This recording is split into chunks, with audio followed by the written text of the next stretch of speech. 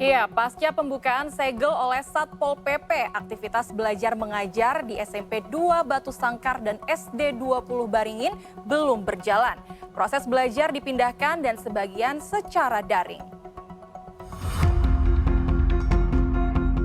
Pasca kericuhan antar pelajar dengan pemilik lahan yang melakukan penyegelan dua sekolah, aktivitas belajar siswa SMP 2 Batu Sangkar dan SD 20 Beringin dipindahkan sementara waktu ke sejumlah lokasi. Ruangan di Pustaka Daerah Kabupaten Tanah Datar dimanfaatkan untuk menampung sebagian siswa untuk belajar. Sementara yang lainnya belajar online dari rumah alias daring. Dinas Pendidikan Kabupaten Tanah Datar sampaikan, kasus sengketa tanah ini telah berlangsung sejak puluhan tahun.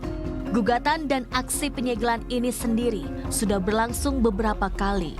Namun sampai saat ini belum ada kejelasan dari putusan pengadilan. Saat ini proses gugatan dari pemilik tanah masih berlangsung dan belum ada keputusan sah. Kan SMP 2 itu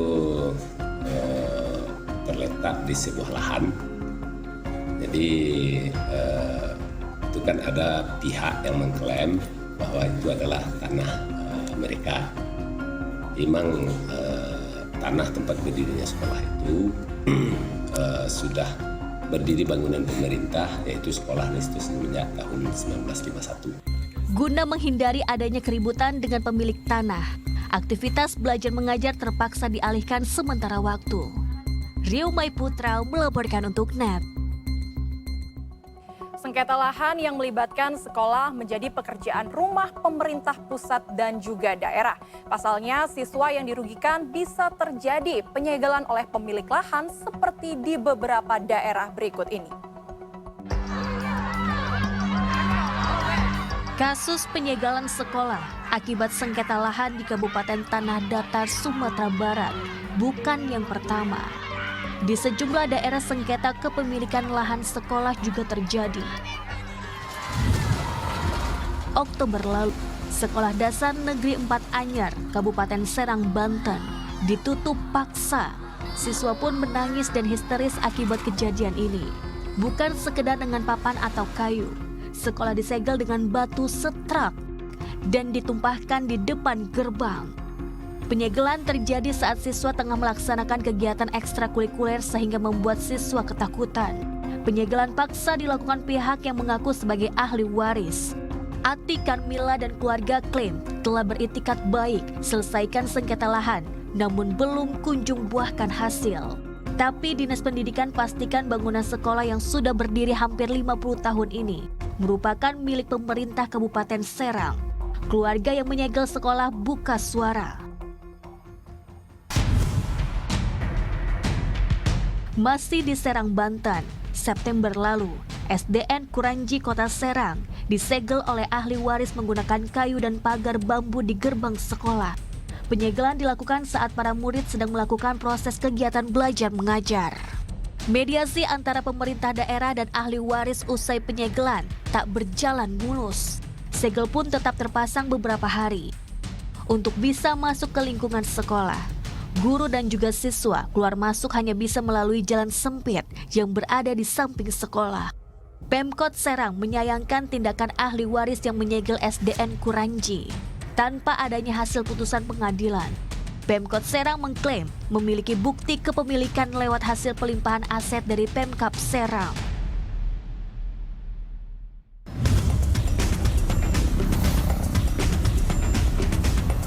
Bergeser ke Bekasi, Jawa Barat, juga di bulan September, 3 sekolah dasar di Kecamatan Bantar Gebang disegel akses masuknya oleh ahli waris. Akibat persoalan sengketa hak tanah antar ahli waris pemilik tanah dengan pemerintah Kota Bekasi.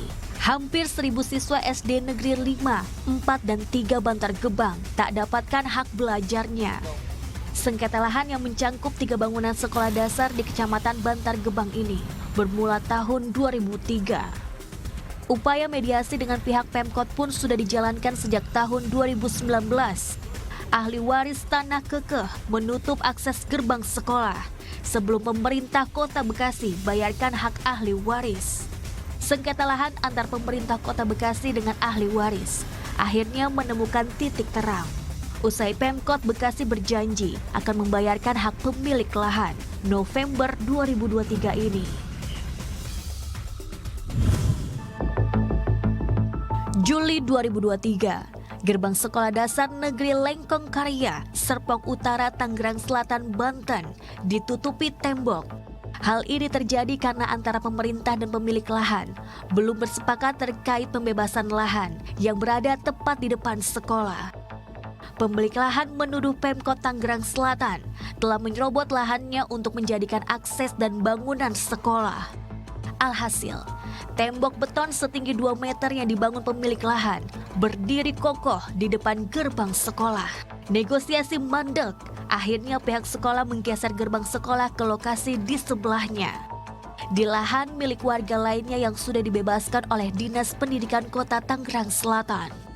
Sengketa lahan sekolah terjadi di banyak lokasi di Indonesia. Hal ini harus mendapat perhatian khusus dari pemerintah, khususnya Kementerian Pendidikan dan Kementerian ATR BPN. Tim Liputan melaporkan untuk NET.